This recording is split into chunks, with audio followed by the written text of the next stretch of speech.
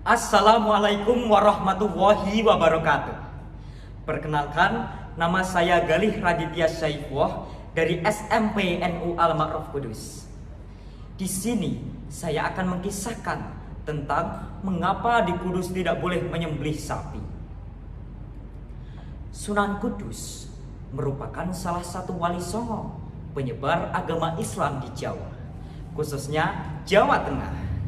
Sunan Kudus memiliki nama, yaitu Raden Ja'far Shodiq, putra Raden Usman Haji yang bergelar Sunan Ngedung di Cipang Panolan, sebelah utara Blora.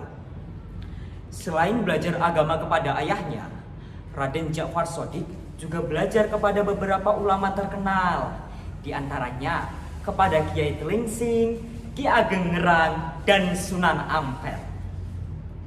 Setelah menimba ilmu dari Kiai Telingsing, Raden Ja'far Shodiq mewarisi ketekunan dan kedisiplinan dalam mencapai cita-cita. Selanjutnya, Raden Ja'far Shodiq juga pernah berguru pada Sunan Ampel di Surabaya selama beberapa tahun lamanya. Dikutip dari Takwil Santri, perjuangan Sunan Kudus dalam menyebarkan agama Islam tidak berbeda dari para wali lainnya, yaitu dengan cara senantiasa dibuka jalan kebijaksanaan, dan dengan siasat dan taktik yang demikian itu, rakyat dapat dengan mudah masuk agama Islam. Di Kudus, pada waktu itu masih banyak masyarakat yang belum beriman. Jadi, untuk mengajak mereka beriman tentunya bukan hal yang mudah. Terlebih masih banyak masyarakat yang menganut kepercayaan lama dan memegang erat adat istiadat lama. Dan jumlahnya pun juga tidak sedikit.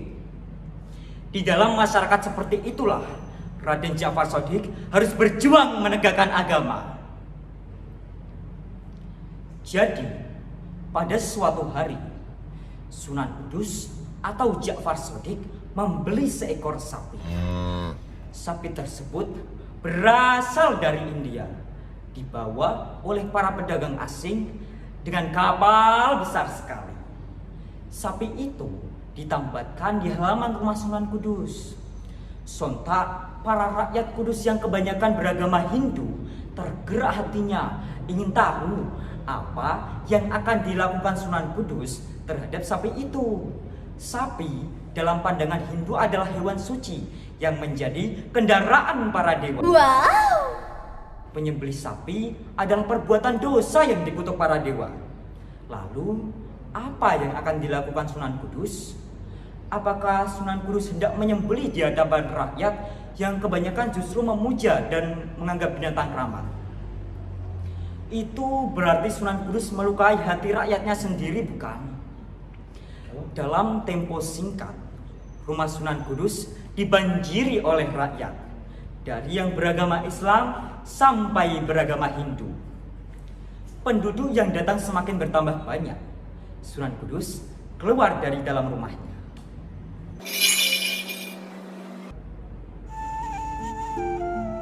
Sedulur-sedulur yang saya cintai,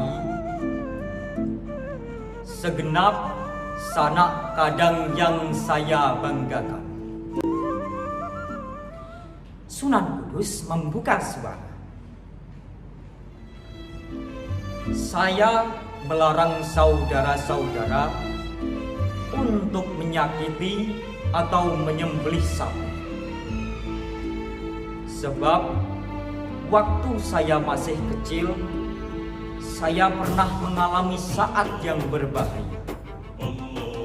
Saya pernah hampir mati kehausan. Lalu seekor sapi datang menyusui saya, kata Sunan Kudus.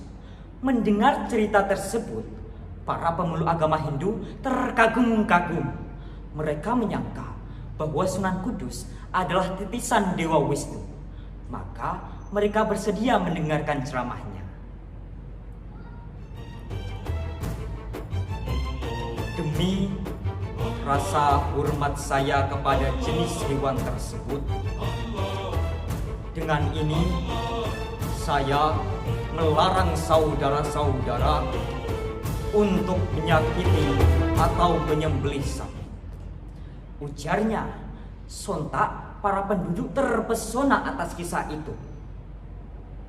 Sunan Kudus melanjutkan,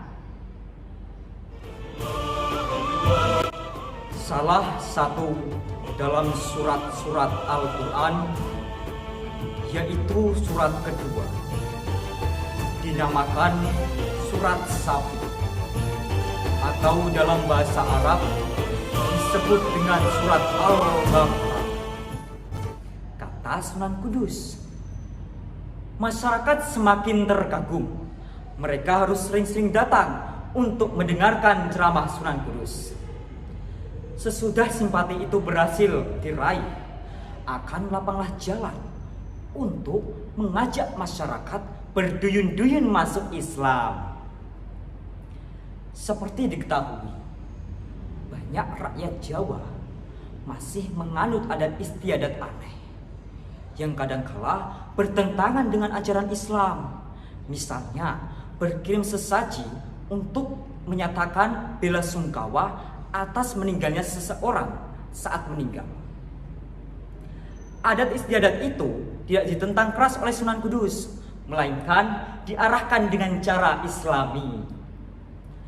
Peninggalan lain dari Sunan Kudus adalah meminta masyarakat untuk tidak menyakiti atau menyembelih sapi saat perayaan Idul Adha, untuk menghormati para pemeluk agama Hindu dengan mengganti kurban sapi dengan kurban kerbau. Pesan memotong kurban kerbau masih ditaati sama rakyat Kudus hingga saat ini.